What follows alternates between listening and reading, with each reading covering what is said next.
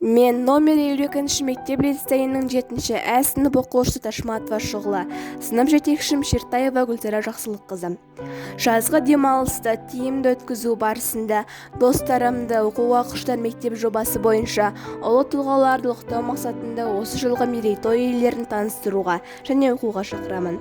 Ұлы тұлғаларды ұлықтау мақсатында биылғы мерейтой иесі Мұхтар Әуезовтің туғанына 125 жыл толып отыр.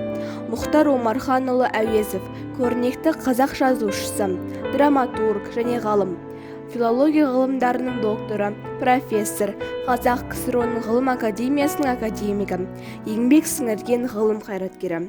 Жас кезінен бастап ізденіп, білімін кеңейтіп, өмірінің соңына дейін әдебиет саласында тынымсыз еңбек етті.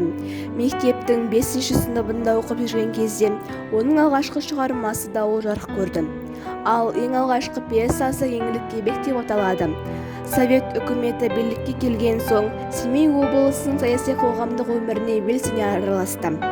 1918 жылы Жүсіпбек Аймауытовпен бірге Абай журналын шығара бастады. Мұхтар Әуезовтің Абай жолы романы қазақ әдебиетінің ең атақты туындысы болып саналады. Бұл романда Абайдың өмірі және 19 ғасырда қазақ қоғамының тұрмысы сипатталған. Осы шығарма үшін ол сол кездегі ең құрметті марапаттардың бірі Ленин сыйлығына ие болды. Мұхтар Әуезов 1961 жылы 27 маусымда Москва қаласында дүниеден өтеді.